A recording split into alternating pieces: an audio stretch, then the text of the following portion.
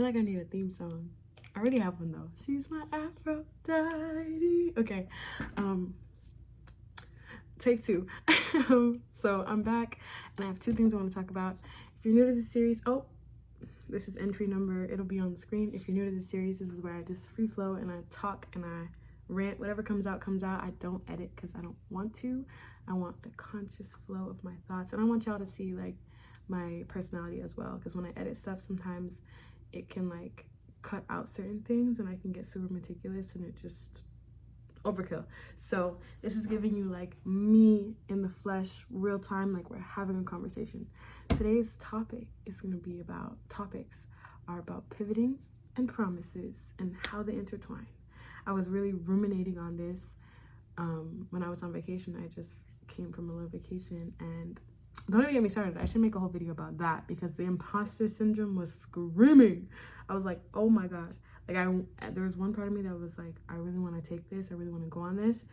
And I spent like monies on me this year, which I'm super proud of.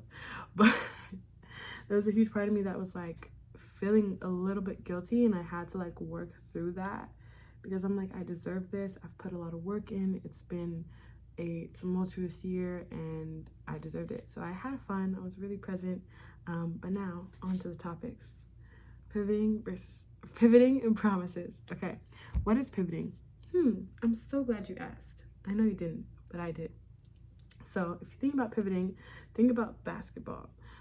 And if you don't watch basketball, low-key same, I'll explain it to you. So when you pivot, pivoting gives you the opportunity to, I guess, it gives you options. Pivoting gives you options. So when you pivot, you allow, like in basketball, you have one foot that is able to move. The other foot is like, what I want to say. It's like a clock and the little pin in the middle where you can like move the hands any way you want because it's on like I don't know the word. You know what I'm talking about. So when you're pivoting, you got one foot placed on the ground firmly. The other one is able to move because you move that foot around to be left, right, center. So when you have the ball, you can't make too many steps because if you make too many steps while you have the ball in your hand and you just like walk, that's a violation. Don't do that. So in order to, have as many options as you can and communicate with your team, you have the ball in your hand, you're pivoting. You're like, okay, Johnny's on the left, you got Mikey in the center, and you got Billy on the right.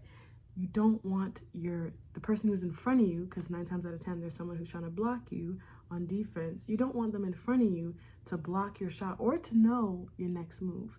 That's why pivoting is important, because you maintain your options. Also, when you're pivoting in basketball, I don't even play basketball, but here I am using it. The ball is pretty close to your chest, so you have what you want in your hand. You're like, okay, this is mine. I'm not gonna let you know my next move. I have options, and yeah, that's really it. Pivoting allows you to think quicker on your feet with options and not allowing the opponent to see your next move. Why would you not want to pivot? Pivoting is like the equivalent to mental stamina. Or yeah, that's the word. I feel like mental stamina. And the way this came about is I stumbled across a TikTok, which I'm going to try to find and put in this video for you guys. Not in it, but like attach it below. I believe this woman was a wellness coach, and she was just talking briefly about pivoting and how she could kind of tell, how successful someone would be based off of like how they pivot. When something bad happens or something good or something wild, something crazy happens that you don't expect, how you respond to that is key.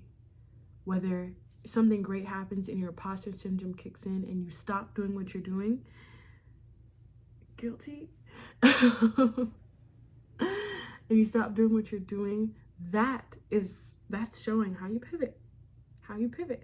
There's been situations where I didn't even realize that I was pivoting, and now looking back, I'm like, oh my God, I pivoted the hell out of that situation. Let's be honest, because had I chose to freeze up, or had I chose to feed into what that was what was going on with that situation, I might not be where I am today, because pivoting is about focusing on the intention, what you're trying to do, the end goal. Are you going to let a loose shoe, your shoes untied, stop you from getting to the end of the block?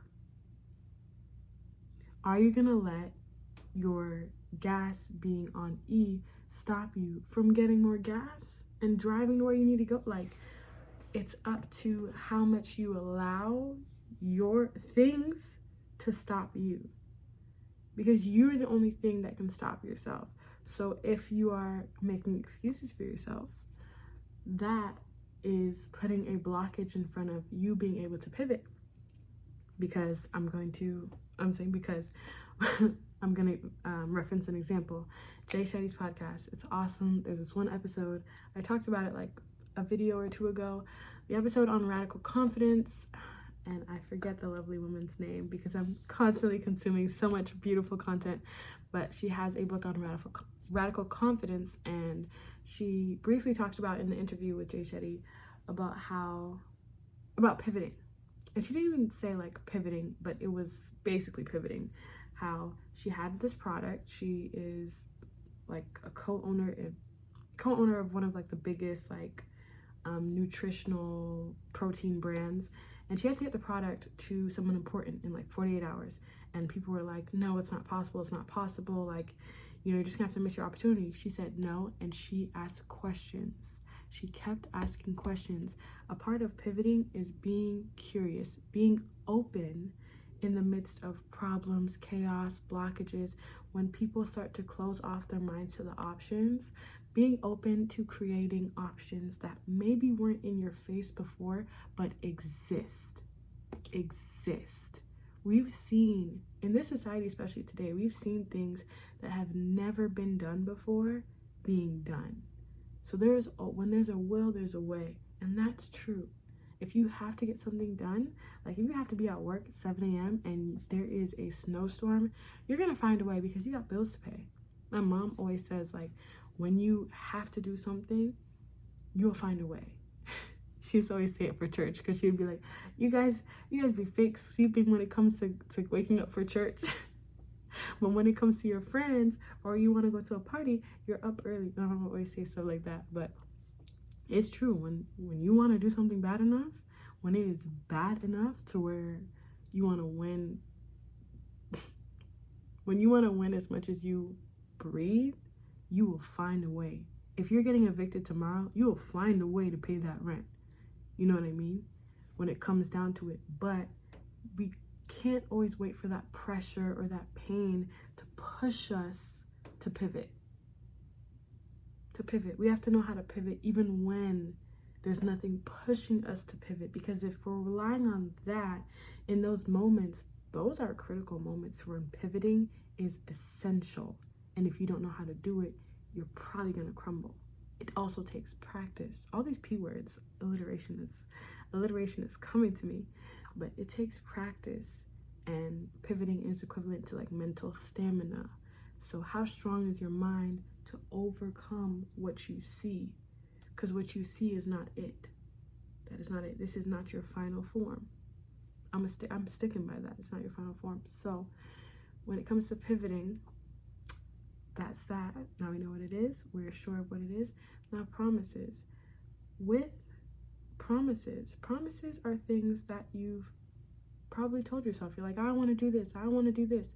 When we break our subtle promises to ourselves, it harms our self-respect, and it does more damage internally because we keep letting ourselves down.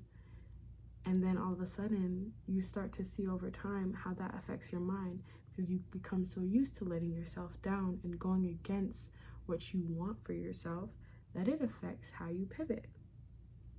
Because you're telling yourself, okay, time and time again, I've shown myself that I've let myself down.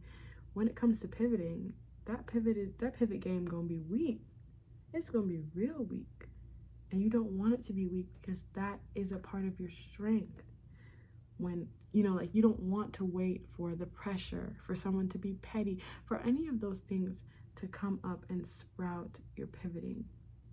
You want to be able to pivot even when you don't necessarily have to, because it's keeping your options open. It's keeping you open and resilient enough to propose solutions before any problem even exists.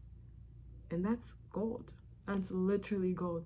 You to be a learner in this life, a curious, inquisitive learner is the vibes. It's the vibe. You always want to be open to learning. Being teachable is a great quality. If you're not teachable, then it makes things harder. Like more stubborn people, like when you get fixated on only one way of doing things, it closes up the options to find other ways. And we always want to keep ourselves like open enough so that anything comes our way, any problem, any storm, any this, we will find a way to make it work because we want it bad enough and we know that it is possible. So that is my spiel on on pivoting and promises.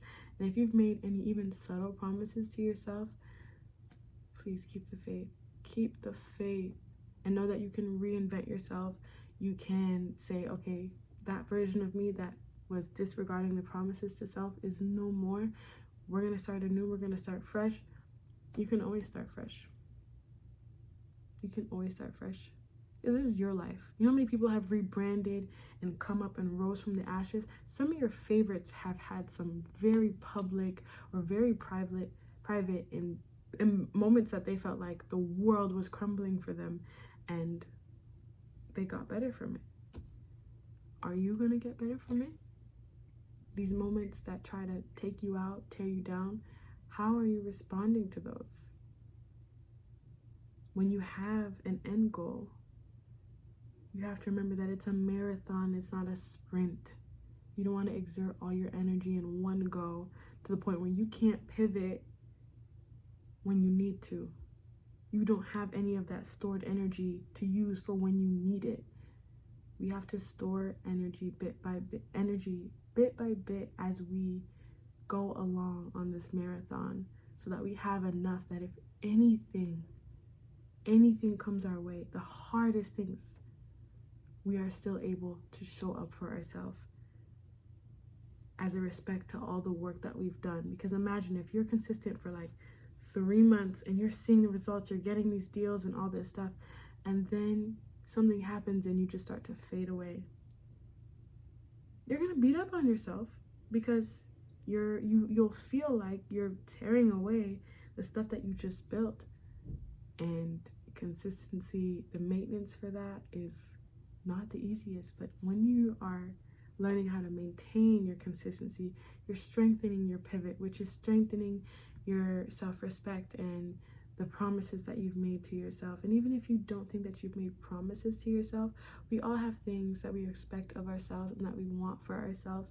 Those are the little agreements that we have made with ourselves. So maybe sit down and see, like, what do I really want for myself, or like, what do I really want to get serious about? And not waiting until New Year's resolutions or the first of the month, whatever it is, whatever it may be, because any day is a perfect day to start. Any day, today, tomorrow, Wednesday, Saturday, Thursday, it doesn't matter. It's all on your timeline. So I hope that something from this resonated with you, and I'm sending you all the love in the world. Peace and love. I'll see you in the next entry. Bye-bye.